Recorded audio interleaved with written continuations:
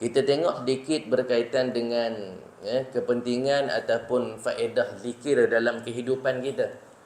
Kerana Allah Subhanahu Wa Taala, ibu-ibu, gambarkan di dalam Al-Quran, di dalam surah Ali Imran ayat 191. Rupa-rupanya amalan zikir ini dia sebahagian daripada tabiat ataupun sebahagian daripada sifat orang-orang yang beriman. Sebagaimana firman Allah Subhanahu wa taala, alladzina yadhkuruna Allaha qiyaman wa qu'udan wa 'ala junubihim wa yatafakkaruna fi khalqis samawati wal ard. Rabbana ma khalaqta hadza batila subhanaka rabbina faqina azabannar. Ayat tersebut menjelaskan kepada kita, tuan-tuan, ayah-ayah, ibu-ibu, di antara sifat orang yang beriman, dia senantiasa berzikir. Alladzina yadhkurunallaha qiyama, sama ada dia dalam keadaan berdiri, dia berzikir. Wa qu'uda, sama ada dia dalam keadaan duduk. Wa ala junubihim, sama ada dia dalam keadaan berbaring. Sifat orang beriman ini, kata Allah Subhanahu wa taala, dalam pelbagai keadaan, dalam pelbagai posisi, sifat mereka ni dia rajin, mulut dia ni basah dengan zikir kepada Allah Subhanahu wa taala. Ya, mengingati kebesaran Allah Subhanahu wa taala. Dan inilah juga, tuan-tuan, dia adalah makanan kita. Makanan kita, zikir ini dia adalah makanan rohani. Selain kita mengisi makanan fizikal kita, yang menyebabkan kita ni membesar, yang menyebabkan perut kita ni borai. Itu makanan fizikal, tuan-tuan. Makanan fizikal nanti nasi lemak ada lepas ni kot. Ya, roti canai. Itu makanan fizikal. Itu pun penting juga, ya, untuk kehidupan kita. Tetapi ada satu lagi makanan yang lagi penting, tuan-tuan, iaitu adalah makanan rohani. Makanan rohani ini dia adalah dengan tujuan untuk membina karakter kita juga, membina kepribadian kita, akhlak kita. Dan disebutkan oleh Imam Al-Ghazali rahimahullahu ta'ala anhu di dalam kitab Minhajul Abidin, bahawa makanan rohani kita ini ada 4 yang perlu kita bagi dia makan. Ya, selain makanan fizikal yang biasa kita makan, ya, ada makanan rohani yang perlu kita berikan kepada elemen-elemen ini untuk diberikan makanan. Ada 4 tunjang utama makanan rohani kita yang perlu kita beri makan, kata Al-Imam Al-Ghazali. Yang pertama apa dia? Iaitu adalah makanan akal. Ya, akal kita makan guna apa dia? Bukan guna mulut. Ya, akal kita pun kena beri makan. Makan dengan apa dia? Ni, dengan ilmu. Hidupkan akal kita ni dengan ilmu yang manfaat. Ni elemen yang pertama, makanan rohani kita. Akal kena bagi makan. Makan dengan apa dia? Makanan dengan ilmu. Itu yang pertama. Yang keduanya iaitu adalah makanan roh. Roh kita pun perlu diberi makan juga. Diberi makan dengan apa dia? Diberi makan iaitu adalah dengan zikir. Roh kita ni, ya, roh kita ni hidup disebabkan apa dia? Disebabkan dengan zikir yang kita baca tu.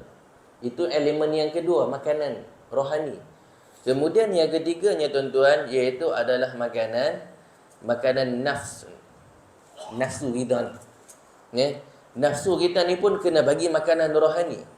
Ya, sebab dia ada kalanya apa dia? Ada kala nafsu kita ni dia cenderung kepada kebaikan, ada kalanya dia cenderung kepada kejahatan. Ya. Jadi kita kena dorongkan kepada kebaikan nafsun kita ni, iaitu adalah dengan makanan rohani, perbanyakkan zikir. Ya, pada aflaha man zakkaha wa qad khaba man dassaha. Ya, sama ada nafsu kita ni dia cenderung kepada ketakwaan ataupun dia cenderung kepada kemaksiatan. Bagaimana nak dorongkan nafsu tersebut? Iaitu adalah dengan zikir. Ini makanan rohani yang ketiga. Kemudian yang keempatnya, tuan-tuan, iaitu adalah hati. Ya, hati kita. Hati inilah disebutkan oleh Nabi SAW, anggota badan kita ni, hati inilah merupakan raja bagi seluruh anggota badan kita. Sehingga Nabi SAW menyebutkan, idza salahat salahal jasadu kulluh wa idza fasadat fasadal jasadu kulluhu ala wa hiyal qalb. Kata Nabi, apabila baiknya ini hati ni, insya-Allah baiklah keseluruhan anggota badan kita. Baik hati, insya-Allah baiklah mata kita, pemandangan kita. Baik hati, baiklah pendengaran kita. Baik hati kita, baiklah langkah kaki kita. Ini maksudnya pada ni raja segala kebaikan di dalam diri kita. Tetapi kata Nabi SAW, wa idza fasadat, apabila rosaknya hati, fasadat jasadu kulluh, maka rosaklah segala anggota badan kita. Rosaknya hati, rosaklah akal kita, rosaklah mata kita, rosaklah mulut kita. Ya. Dia jadi biasa dengan maksiat, dosa sebab apa dia? Tu raja segala anggota ni dia jadi rosak. Sebab tu hati juga perlu diberi makan. Itu disebutkan oleh Al-Imam Al-Ghazali, ini 4 elemen yang perlu kita beri makan. Sama ada dengan apa dia? Membaca Al-Quran, sama ada dengan istighfar, sama ada dengan perbanyakkan zikir kepada Allah Subhanahu Wa Taala. 4 elemen tadi kita ulang balik, iaitu yang pertama akal. Yang kedua iaitu adalah roh. Yang ketiga iaitu adalah nafsu. Yang keempat iaitu adalah hati. Ini 4 elemen, 4 perkara yang perlu diberi makan. Dan salah satu makanan rohani yang kita nak bicarakan pada pagi ini, tuan-tuan, ayah ibu, ini yang disebutkan pada bab yang ke-9 ini, iaitu adalah berkaitan dengan zikir dan juga bacaan. Bahkan tuan-tuan, ayah ibu, di dalam Al-Quran juga Allah Subhanahu Wa Taala menyebutkan peranan zikir ataupun faedah zikir ini cukup banyak. Sebab tu kita sebagai orang Islam, sebagai orang beriman, tambah-tambah tuan-tuan orang yang mengaji, tuan-tuan, zikir ini kalau boleh jangan pisahkan daripada mulut kita. Jangan pisahkan. Kerana itu kalau kita tengok di dalam hadis baginda Nabi SAW, Nabi pun selepas solat Nabi tak tinggal zikir. Nabi tak tinggal zikir. Dulu saya pernah kena tegur lah, seorang Tok Guru pernah tegur, berkaitan dengan zikir selepas solat. Ini tak apalah tuan-tuan, ni mungkin khilaf lah di kalangan kita. Tapi saya pegang penggulan Tok Guru sebut, lepas solat ni kalau boleh jangan tinggal zikir, istighfar 3 kali. Dalam subuh maghrib, la ilaha illallah wahdahu la syarikalah, lahul mulku wa lahul hamdu, yuhyi wa yumit, wa huwa ala kulli syai'in qadir 10 kali. Allahumma ajirni minan nar 7 kali. Ayat kursi ayat kursi sekali. Kemudian 3 kul, kemudian subhanallah, alhamdulillah, wa la ilaha illallah, wallahu akbar. Ini jangan tinggal. Sebab ini adalah amalan baginda Nabi SAW setiap kali selepas solat. Jangan potong. Jangan buang zikir ni. Kadang-kadang ada sebahagian, tak apalah tuan-tuan, mungkin khilaf lah. Kadang-kadang ada sebahagian daripada jemaah, kadang-kadang ada sebahagian daripada imam ni, kadang-kadang habis-habis saja solat, Assalamualaikum warahmatullahi, Assalamualaikum warahmatullahi, dia istighfar 3 kali, kemudian baca Fatihah, terus angkat doa. Bukan kata salah, tapi nak ceritakan zikir selepas solat ni adalah amalan berterusan Nabi sampai Nabi mati. Sebab tu tuan-tuan, tak apalah, cadangan saya lah tuan-tuan.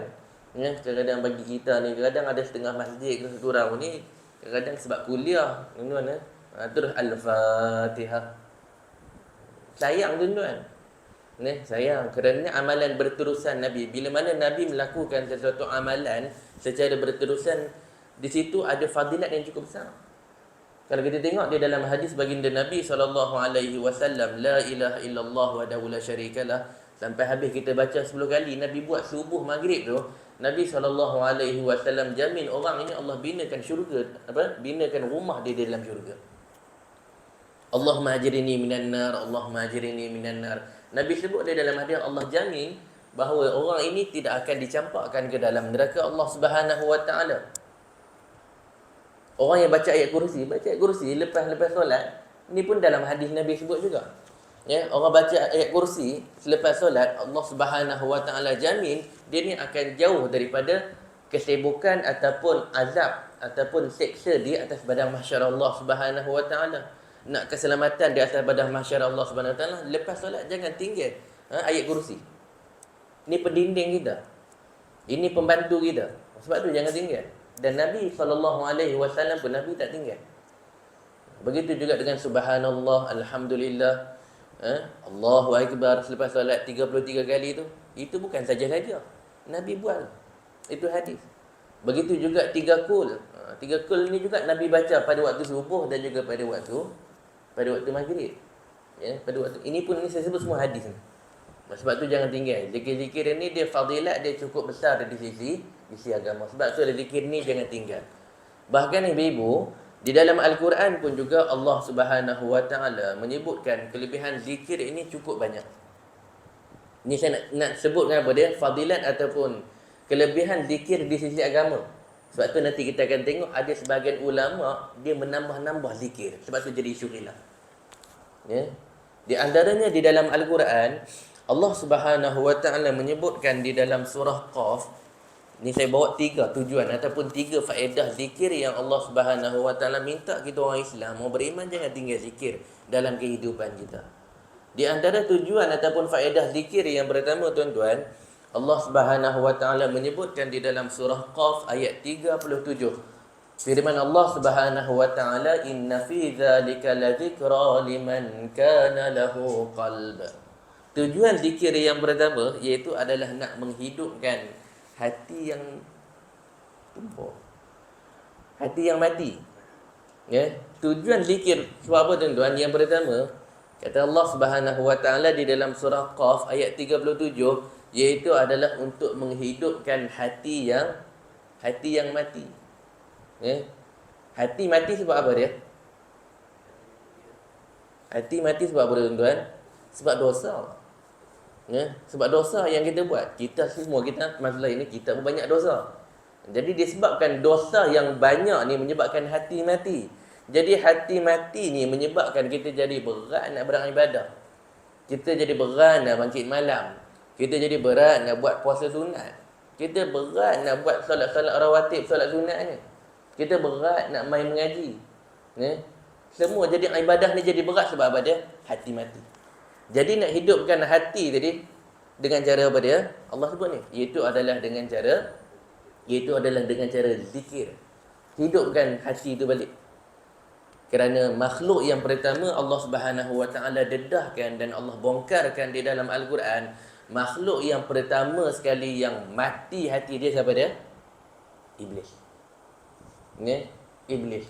Dengan satu dosa yang dia buat. Satu kesalahan sahaja yang dia buat. Kesalahan apa dia? Ibu-ibu, dia langgar perintah Allah Subhanahu Wa Taala bila mana Allah perintah tunduk kepada Adam alaihissalam, tapi dia ingkar yang tu ya.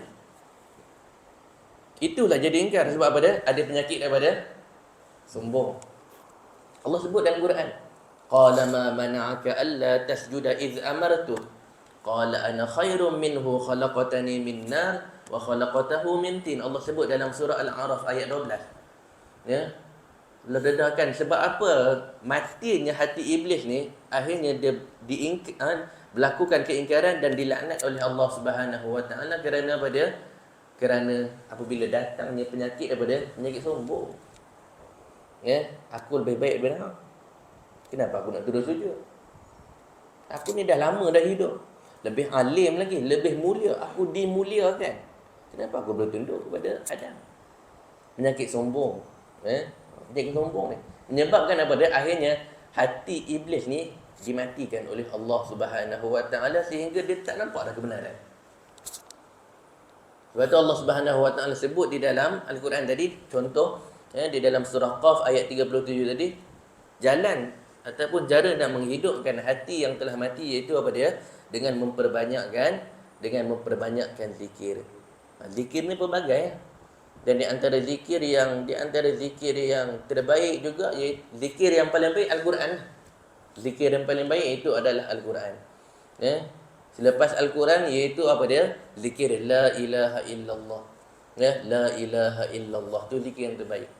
Dan selepas la ilaha illallah disebutkan juga di dalam hadis Nabi SAW iaitu adalah istighfar. Ibu-ibu, ingat istighfar. Ya, sehingga baginda Nabi SAW menyebutkan di dalam sebuah hadis, man asarra man istaghfara wa in 'ada fil yawmin 70 marrah. Kata Nabi SAW, sesiapa yang melakukan dosa sehari semalam, dalam tempoh sehari dia melakukan dosa kepada Allah Subhanahu Wa Taala, buat maksiat kepada Allah Subhanahu Wa Taala berulang-ulang kali, sehingga kata Nabi, sekalipun 70 kali, sab'ina marrah, 70 kali dosa yang dia buat berulang, kata Nabi, istighfar. Dia buat dosa, kemudian istighfar. Buat dosa lagi, istighfar. Kata Nabi SAW, Allah tak pernah fed up. Allah tak pernah jemu untuk apa dia? Untuk mengampunkan dosa-dosa kita. Tak macam kita lah. Kita orang berulang kali buat buat kesalahan, kejahatan, kita dah fed up lah. Tak udah muka ni lah yang buat dah. Kita gitulah. Tapi Allah Subhanahu Wa Taala, Rahmannya Allah Subhanahu Wa Taala, Ar-Rahimnya Allah Subhanahu Wa Taala, dosa kita Allah sendiri untuk ampunkan. Kesalahan kita. Sebab tu di antara zikir yang terbaik juga tuan-tuan, iaitu adalah istighfar kepada Allah Subhanahu Wa Taala. Itu tujuan yang pertama tuan-tuan. Iaitu adalah dengan tujuan untuk menghidupkan hati yang telah mati. Tujuan yang pertama. Dan tujuan yang kedua ataupun faedah yang kedua juga, Allah Subhanahu Wa Taala menyebutkan di dalam Al-Quran tentang zikir ini. Sebagai contoh, Allah Subhanahu Wa Taala sebut di dalam surah Ar-Ra'd. Di dalam surah Ar-Ra'd ayat 38. Firman Allah Subhanahu Wa Taala, "Alladzina amanu wa tatma'innu qulubuhum bi dzikrillah. Ala bi dzikrillah tatma'innul qulub." Tujuan zikir ini dalam kehidupan kita. Yang kedua, kata Allah Subhanahu Wa Taala di dalam surah Ar-Ra'd ayat 38, fungsi zikir ini iaitu adalah untuk tadi menghidupkan hati yang mati. Yang ni iaitu adalah untuk memberikan ketenangan kepada hati. Memberikan ketenangan kepada hati. Sebab itu kalau kita tengok kisah-kisah yang Allah Subhanahu Wa Taala bawa di dalam Al-Quran, kisah para nabi. Apabila ada sebahagian nabi ini diuji oleh Allah Subhanahu Wa Taala, apa yang dilakukan oleh para nabi? Para nabi mereka berzikir kepada Allah Subhanahu Wa Taala dengan mencari ketenangan. Sebab itu di antara musibah ataupun ujian yang Allah Subhanahu Wa Taala berikan dalam kehidupan kita tuan-tuan, perbanyakkan zikir kepada Allah Subhanahu Wa Taala. Kan zikir ulama-ulama ajarkan kepada kita kan banyak. Hasbiyallah la ilaha illahu alaihi tawakkaltu wa ilaihi rabbul arsyil azim. Hasbiyallah ni'mal maula wa ni'man nasir. Banyak zikir-zikir tu yang ulama-ulama ajarkan kepada kita. Sebab itu di antara fungsi tujuan zikir ini iaitu adalah dengan tujuan untuk menenangkan hati. Dua. Kemudian yang ketiganya, di antara fungsi zikir ini juga Allah Subhanahu Wa Taala mendedahkan di dalam Al-Quran, sebagai contoh di dalam surah Qaf ayat 39. Ibu, surah Qaf ayat 39. Firman Allah Subhanahu Wa Taala, "Fasbir 'ala ma yaqulun." Fasbir 'ala ma yaqulun. Hendaklah kamu wahai Muhammad bersabar dengan apa yang telah mereka perkatakan kepada kamu. Wasabbih bihamdi rabbik, dan hendaklah kamu senantiasa bertasbih, berzikir kepada Tuhan kamu. Tujuan yang ketiga apa dia? Tujuan yang ketiga fungsi zikir ini tuan-tuan yang dirahmati Allah Subhanahu Wa Taala, iaitu adalah sebahagian daripada jalan untuk mendapat kesabaran dan juga kekuatan. Di antara dalam kehidupan kita ni, kita nak memperolehi kesabaran dan juga kekuatan di dalam kehidupan kita ni, iaitu adalah dengan jalan berzikir kepada Allah Subhanahu Wa Taala. Sebagaimana satu kisah yang dibawa oleh Al-Imam Az-Zahabi di dalam kitab Siyarul A'lam An-Nubala. Di dalam kitab tersebut Imam Az-Zahabi membawa satu kisah, mungkin tuan-tuan pernah dengar kisah ni. Kisah berkaitan dengan salah seorang sahabat Nabi SAW, iaitu adalah Abu Ala Al-Hadrami. Mesti dengar nama ni tuan-tuan. Sahabat Nabi Abu Ala Al-Hadrami. Yang mana Abu Ala Al-Hadrami ni mungkin tuan-tuan dah jangan dengar kot nama ni. Tapi Abu Ala Al-Hadrami ni dikenali di kalangan para sahabat Nabi SAW. Dia ni adalah, bahasa kita ni, wali kutub lah kot. Raja sahabat ni dia ada, macam bahasa kita ni, ulama-ulama ni dia ada wali-wali dia. Ya, begitu juga di kalangan sahabat Nabi ni ada wali dia. Raja segala wali di kalangan para sahabat dia ni ya. Ramai para sahabat menyaksikan Abu Ala ni dia memiliki karamah yang cukup luar biasa. Dia ni wali lah. Wali di kalangan para sahabat ni, waliullah di kalangan para sahabat ni, di antaranya itu adalah Abu Ala Al-Hadrami. Sehingga dibawa oleh Al-Imam Az-Zahabi di dalam kitab An-Nubala. Ya, beliau membawa satu kisah ketika mana selepas kewafatan bagi yang berlaku pada tahun yang ke-11 Hijrah. Kan pada tahun yang ke-11 Hijrah berlakunya peristiwa Riddah. Peristiwa Riddah. Riddah ni adalah peristiwa ramai umat Islam murtad. Selepas kewafatan Nabi, ramai umat Islam yang murtad. Murtad sebab apa dia? 3 faktor. Yang pertama murtad sebab apa dia? Yang pertama iaitu adalah sebab tak nak bayar zakat. Ada sebahagian umat Islam tak nak mengeluarkan zakat kerana apa dia? Menyangka zakat ni wajib ketika mana Nabi hidup. Lepas Nabi mati, zakat tak wajib.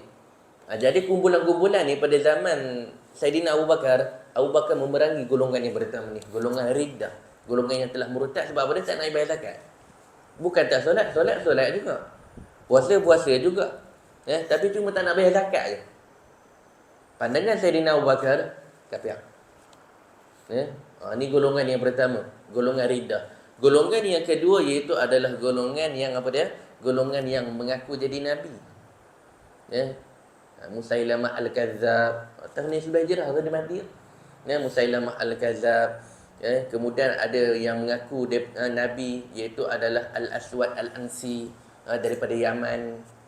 Abu Aswad Al-Ansi daripada Yaman. Daripada kalangan orang wanita pun ada yang mengaku jadi Nabi. Pada tahun yang ke-11 Hijrah ramai yang mengaku jadi Nabi. Bukan zaman kita kan. Selepas kewafatan Nabi, setahun lepas tu ramai yang mengaku jadi Nabi. Ini juga golongan yang diperangi oleh Saidina Abu Bakar As-Siddiq radhiyallahu anhu. Iaitu adalah golongan yang ramai mengaku jadi Nabi. Itu yang kedua. Dan yang ketiganya iaitu adalah golongan yang murtad betul. Maksudnya terus keluar daripada Islam. Rupanya Islam selama ni sebab apa dia? Sebab ada Nabi. Sebab ada Nabi. Nabi ni mempunyai kekuatan tentera yang kuat. Jadi Islam sebab apa dia? Bahasa kita ni munafik lah. Islam pura-pura. Sebab ada Nabi. Tapi lepas Nabi wafat, dia isytihar dia murtad. Ini pun yang betul-betul keluar Islam ni pun yang diperangi oleh Saidina Abu Bakar As-Siddiq radhiyallahu anhu. Tadi di antaranya tuan-tuan, Saidina Abu Bakar memerangi golongan Riddah ini iaitu adalah golongan yang tak nak bayar zakat. Dan di antara yang murtad ini, yang Riddah ini, termasuklah sebahagian daripada umat Islam yang berada di wilayah Bahrain. Jadi Abu Bakar As-Siddiq mengerahkan tentera umat Islam yang dianggotai ataupun diketuai oleh Abu Ala Al-Hadrami. Abu Ala Al-Hadrami daripada Madinah pergi ke Bahrain. Yang diketuai siapa dia? Panglima perang iaitu adalah Abu Ala Al-Hadrami. Yang mana kisah ini tuan-tuan saya ringkaskan ketika mana di tengah perjalanan di padang pasir. Tengah perjalanan di padang pasir ni tuan-tuan, mereka singgah, tentera Islam ini singgah satu kawasan ataupun satu gurun, yang mana gurun itu disebutkan dalam riwayat iaitu adalah pergunungan Ad-Dahnak. Pergunungan Ad-Dahnak, yang mana menurut kafilah Arab ketika itu mengatakan bahawa kawasan itu dah berabad-abad tak pernah ada air pun. Dan orang kafilah pedagang pun tak pernah singgah berhenti kat situ pun. Tak pernah berhenti kat situ. Dan haiwan-haiwan pun tak hidup pun kat situ. Sebab tak pernah ada air kat situ. Jadi tentera Abu Ala Al-Hadrami ni disebabkan mereka ni terlalu letih, kena berhenti juga nak berehat sekejap. Waktu mereka berehat ni tuan-tuan, Allah Subhanahu Wa Taala uji datangnya pada taufan yang kuat. Taufan padang pasir. Sehingga menyebabkan kuda-kuda, unta-unta, kambing-kambing, semua barang-barang yang berada di atas belakang unta tersebut dia lari. Sebab ada taufan yang cukup kuat. Lari bertimbaran. Sehingga menyebabkan kuda-kuda, semua binatang-binatang ternakan, tunggangan tadi menyebabkan terpisahnya daripada tentera umat Islam. Sehingga ada sebahagian umat Islam ketika itu berwasiat, disebutkan dalam riwayat, berwasiat di antara satu sama lain. Wasiat apa dia? Wasiat matilah kita. Kuda-kuda semua dah tak ada. Makanan barang semua dah tak ada ni. Tengah padang pasir ni apa pun tak ada ni. Tak boleh nak hidup lah kita. Sampai mereka wasiat menyebabkan sebahagian umat Islam, tentera umat Islam ketika itu jadi lemah semangat. Jadi lemah semangat. Bila mana Abu Ala Al-Hadrami sebagai panglima perang ketika itu berwasiat melihat umat Islam ketika itu dah lemah semangat, akhirnya Abu Ala Al-Hadrami ni memberikan kata-kata semangat kepada umat Islam, tentera Islam ketika itu. Mengingatkan kepada mereka, ingat kita ni umat Islam. Kita umat yang ada akidah. Kita berada fi sabilillah, kita berada di jalan Allah Subhanahu wa taala. Ingat, mustahil Allah menghina kita. Kita berada di jalan Allah Subhanahu wa taala, ni kita nak pergi perang ni. Kita nak menegakkan syiar Islam, mustahil Allah hina kita. Ni Abu Ala Al-Hadrami ni dia mengingatkan kepada umat Islam ketika itu. Bukan itu saja, bahkan Abu Ala Al-Hadrami ajak kepada tentera Islam ini untuk angkat tangan dan juga bermunajat kepada Allah Subhanahu wa taala. Ini direkodkan oleh para alim ulama. Sahabat-sahabat Nabi, di antara yang beriwayatkan cerita ni iaitu adalah Salman Al-Farisi. Di antara munajat yang diajarkan oleh Abu Ala Al-Hadrami, zikir kepada Allah Subhanahu wa taala. Ini zikir. Ini bukan zikir Nabi lah. Tapi zikir ni adalah zikir yang diamalkan oleh sahabat Nabi SAW, iaitu adalah Abu Ala Al-Hadrami. Apa zikir tersebut? Ya Arhamar Rahimin, Ya Hakim, Ya Karim, Ya Ahad, Ya Samad, Ya Hayyu, Ya Muhyi, Ya Qayyum, Ya Zal Jalali wal Ikram, La ilaha illa anta ya Rabbana. Pendek je zikir tu, dan boleh ingat. Zikir ini diamalkan oleh sahabat Nabi berulang-ulang kali. Daripada malam sampai subuh, Ya Arhamar Rahimin, Ya Hakim, Ya Karim, Ya Ahad, Ya Samad, Ya Hayyu, Ya Muhyi, Ya Qayyum, Ya Dzal Jalali wal Ikram, La ilaha illa anta ya Rabbana, Ya Arhamar Rahimin, Ya Hakim, Ya Karim. Berulang-ulang. Mereka ulang zikir tu sampai masuk waktu subuh. Sampai subuh mereka solat berjemaah. Habis solat subuh, tuan-tuan, sekali lagi mereka berzikir. Abu Ala ajak, jom kita berzikir. Berzikir sehinggalah takdir Allah Subhanahu wa taala telah berzikir, tuan-tuan. Sampai nak masuk waktu duha, tuan-tuan, Allah Subhanahu wa taala terbitkan air di tengah-tengah padang pasir yang tak pernah berabad-abad ada air. Tiba-tiba ada air terpancit keluar. Keluar air, tuan-tuan. Allah pancarkan air yang cukup banyak. Sehingga air yang banyak tersebut, tuan-tuan, menyebabkan umat Islam jadi kenyang, puas minum air tu. Bukan itu saja, bahkan binatang-binatang yang lari tadi kembali sebab ada air. Melihat ada air ni kembali binatang-binatang tadi. Ini nak cerita karamah Abu Ala Al-Hadrami atas zikir kepada Allah Subhanahu wa taala tadi. Ini kuasa zikir, tuan-tuan, kuasa zikir yang diamalkan oleh sahabat Nabi sallallahu alaihi wasallam. Kisah tu banyak. Habis saja mereka dapat balik kenderaan mereka, tunggangan mereka menuju ke Bahrain. Dan ketika mereka memerangi golongan-golongan Riddah tersebut, dan akhirnya Allah Subhanahu wa taala memberikan kemenangan kepada tentera Islam, Abu Ala Al-Hadrami, dan sebahagian daripada musuh lari. Ada sebahagian musuh di Bahrain, ketika mana melihat mereka dah nak kalah, mereka lari. Dan ketika mana mereka lari, tuan-tuan, mereka ketika itu mereka menaiki ke satu pantai, mereka menaiki sampan mereka, lari daripada tentera umat Islam. Dan umat Islam kejar mereka sampai ke pantai. Dan sebahagian umat Islam dia berhenti sebab dipisahkan dengan pantai air. Tentera musuh tu dia naik sampan lah. Kata Abu Ala Al-Hadrami, maju terus. Teruskan kamu dengan kenderaan kamu, tunggang kamu tu, pergi kejar juga, pergi bunuh musuh Allah. Musuh sebab apa dia, tuan-tuan? Tak payah lakat tu je. Tak payah lakat tu je. Abu Ala Al-Hadrami mengatakan kepada tentera umat Islam, teruskan jalan. Disebabkan patuh kepada panglima perang ketika itu, tuan-tuan, ada lautan ataupun air yang luas di hadapan tuan-tuan, bila kata pergi, teruskan munajat kepada Allah Subhanahu wa taala.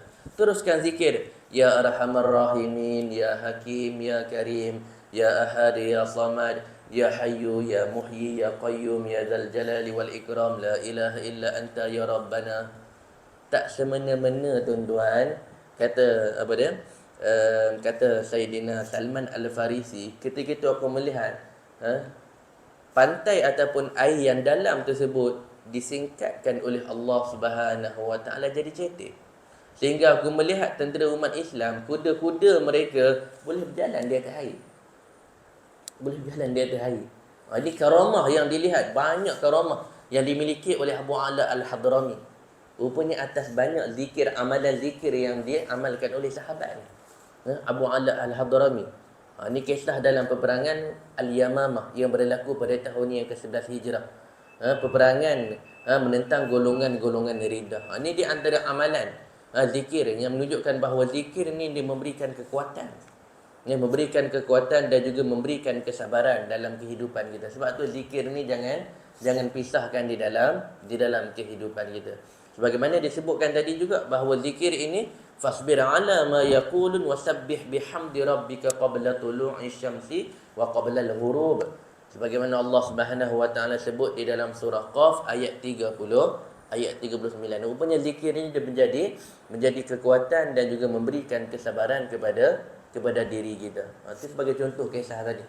Berkaitan dengan zikir yang diamalkan oleh sahabat Nabi sallallahu alaihi wasallam, iaitu adalah Abu Ala Al-Hadrami.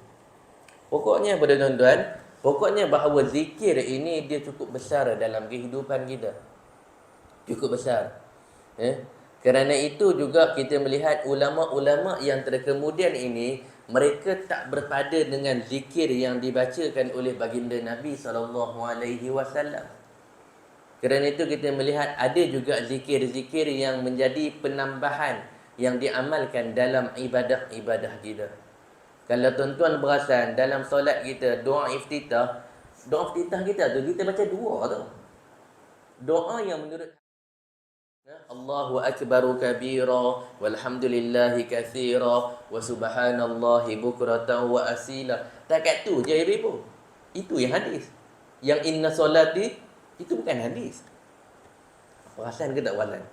Inna solati wa nusuki wa mahyaya wa mamati lil, itu bukan hadis. Itu ulama ajarkan kepada kita, tambah. Nabi baca sampai wa asila, takat tu je. Tapi sebab apa dia? Ulama faham zikir ni ada kekuatan. Ada kekuatan yang cukup besar. Jadi ulama kata kalau boleh lagi banyak lagi ganti. Baca sekali pun di dalam solat. Bid'ah ke tak bid'ah? Itu yang kita baca bab 9 ni.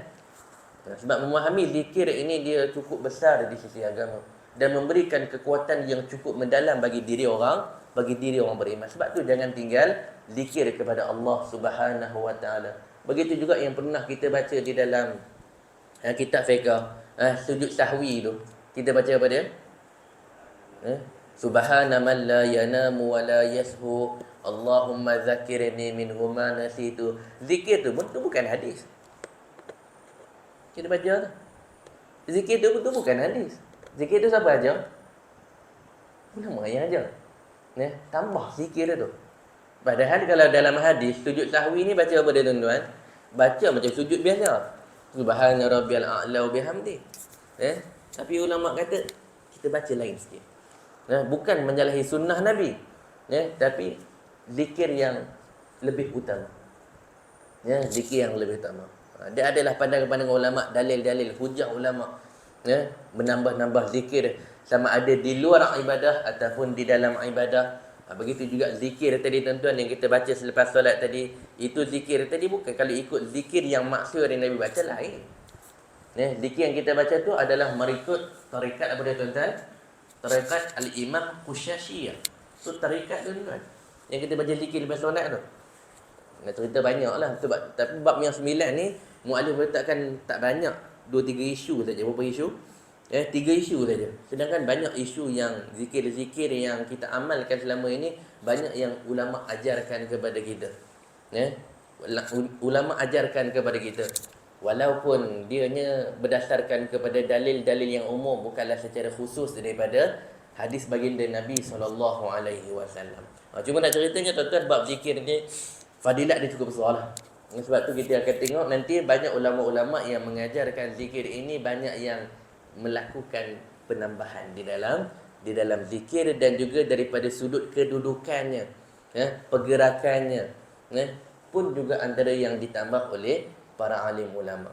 Di antara isunya kita tengok tuan-tuan pada muka surat 203, tengok, iaitu adalah berkaitan dengan isu yang pertama, iaitu adalah zikir secara berjemaah. Pada zaman Nabi SAW, selepas solat berlaku tak zikir secara berjemaah tuan-tuan? Berlaku ke tak berlaku? Secara umum je tak ada berlaku. Ada beberapa keadaan saja berlaku, tapi secara umum kebiasaannya, secara ghalibnya tak berlaku zikir secara berjemaah. Zikir secara berjemaah pada zaman Nabi tak berlaku sebenarnya. Tak berlaku secara kebiasaan. Tapi sebab apa ulama-ulama kita mengajarkan kepada kita, walaupun kita dah menghafal zikir, tahu dah zikir, zikir juga secara berjemaah jangan tinggal. Sebab apa dia? Rupanya ada kelebihan berjemaah. Rupanya ada kelebihan dia. Sebab apa dia tuan-tuan? Zikir secara berjemaah ni ulama anjurkan kepada kita buat. Sebab apa dia tuan-tuan? Ibu-ibu, insya-Allah kita baca pada pertemuan akan datang. Boleh tuan-tuan? Pada pertemuan akan datang kita masuk isu ni. Jadi pada hari ni cukup rasanya kot sekadar kita mukaddimah kita berkaitan dengan fadilat zikir itu sendiri besar tuan-tuan. Sebab tu jangan tinggal zikir tuan-tuan. Boleh tuan-tuan, kalau boleh kita ada zikir pagi kita, dan juga kita ada zikir petang kita. Dan insya-Allah sebahagian daripada tuan-tuan pun biasa amal zikir maksurat. Kebiasaan orang perempuan, ibu-ibu di belakang rajin untuk baca zikir ni. Kadang-kadang saya pergi kuliah muslimat, rajin baca zikir maksurat ni orang perempuan ni. Orang lelaki dia rajin zikir solat je lah kot. Yang penting jangan tinggallah apa berzikir sekalipun. Nak cepat macam mana sekalipun tuan-tuan, zikir lepas solat, mampu nak istighfar, istighfar je lah. Kalau tak mampu nak istighfar, boleh baca qul Allah je lah. Sempat qul Allah je. Qul Allah pun jangan tinggal, istiqamah. Mampu ayat kursi je lah. Lepas tu nak bangkit, nak pergi kerja ke, nak pergi meniaga ke, nak apa buat lah. Yang penting apa dia? Jangan tinggalkan zikir kita sampai mati. Ada amalan yang istiqamah lepas solat yang kita kena buat. Pagi dan juga petang. Kerana ini amalan-amalan ini dia termasuk di antara syafa'atus sughra, di antara syafaat kecil yang akan memberikan syafaat kepada kita di hari akhirat kelak. Boleh tuan-tuan? Jadi insya-Allah itu sedikit sebagai mukaddimah pada bab yang ke-9 ini berkaitan dengan kelebihan zikir yang banyak disebutkan di dalam Al-Quran dan juga di dalam hadis Nabi SAW, dan termasuk menjadi amalan para sahabat salafus salih berkaitan dengan zikir-zikir ini. Disebabkan kelebihan zikir yang banyak ini, menjadi khilaf di kalangan ulama terhadap beberapa amalan masyarakat kita, yang mana amalan tersebut insya-Allah kita bicarakan pada pertemuan akan datang insya-Allah. Akan datang dah puasa ke belum? Ramadan ke belum? Dah puasa ke belum? Kalau belum insya-Allah kita baca lah. Kalau dah Ramadan insya-Allah lepas raya lah kot. Baca sendiri dulu agak. Lepas ni insya-Allah kita akan baca pada amalan ataupun khilaf yang pertama, iaitu adalah berkaitan dengan zikir secara berjemaah insya-Allah pada pertemuan akan datang. Wallahu taala alam. Cukup setakat tu perkongsian pada pagi ini. Mudah-mudahan Allah kurniakan rezeki kefahaman beragama kepada kita, dan juga mudah-mudahan diberikan kekuatan kepada kita untuk beramal dengan apa yang kita pelajari pada pagi ini insya-Allah. Jadi seperti biasa, ayah ibu sebelum tutup ada soalan? Ya.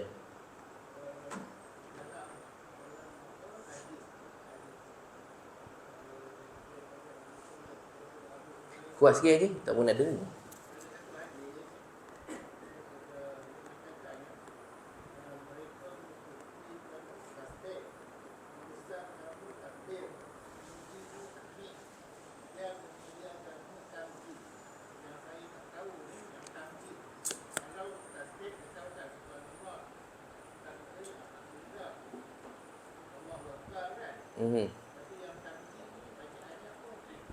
Ya apa? Wa yumajjidunaka ni?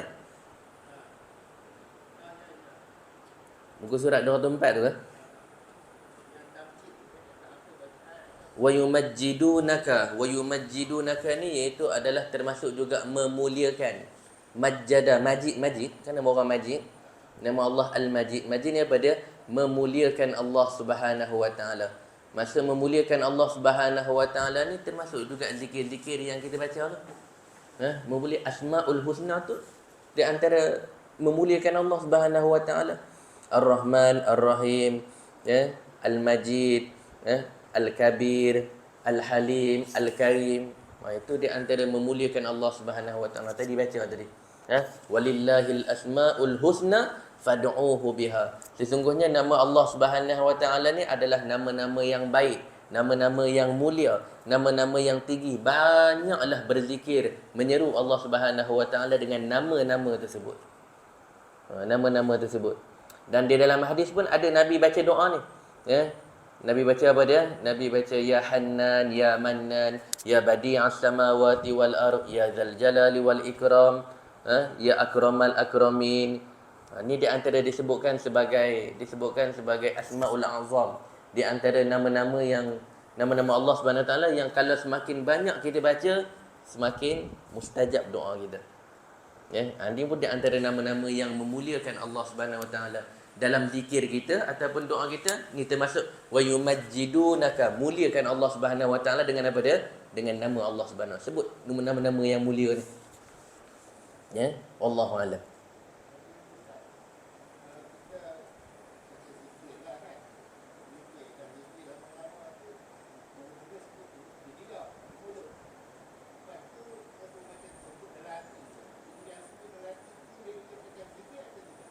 Dalam ilmu tasawuf dia ada zikir hati. Dia ada zikir hati.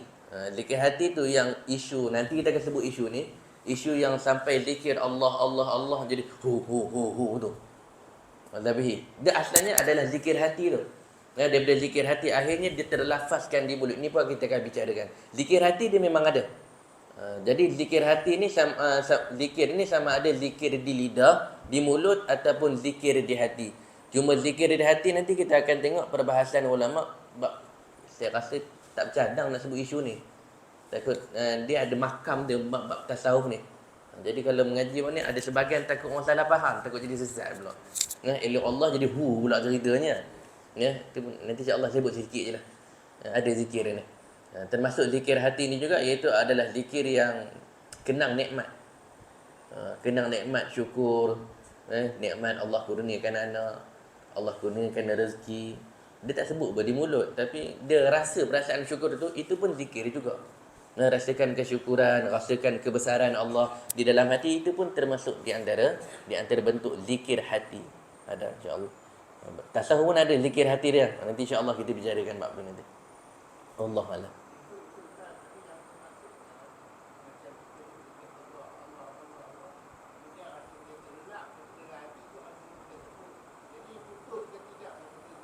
Tak betul. Kalau dalam hadis sebut tak betul. Zikir hati ni. Kerana hati orang beriman ni dia senantiasa hidup. Walaupun mulut dah terhenti daripada zikir, tadi Allah Allah Allah Allah Allah, kemudian disebabkan letih boleh ataupun disebabkan terlelap pun boleh. Apa-apalah yang menyebabkan zikir tadi terberhenti di mulut, kemudian dia bersambung ke hati. Tapi ni jangan berlaku lah. Jangan berlaku. Sebab tu orang beriman ni hati dia tidak mati dan juga tidak lalai. Jadi tak lalai tadi macam disebutkan tadi lah. Walaupun dia teringat, dia kenal saja Allah, Allah, tapi mulut tak sebut. Itu pun termasuk di antara sebahagian daripada zikir hati. Macam kita lah buat puasa. Buat puasa kan tidur kita pun disebutkan sebagai ibadah. Tidur beriman ni pun ibadah. Tidur waktu mengaji pun ibadah ke tak ibadah? Ibadah ke tak ibadah? Ibadah. Orang beriman. Sebab disebutkan sebagai tidur tu pun disebutkan sebagai zikir. Ni hebatnya orang beriman tu lah. Bukan suruh tidur tu mengaji. Tu mengaji pun dapat zikir, yang tidur pula bukan macam tu.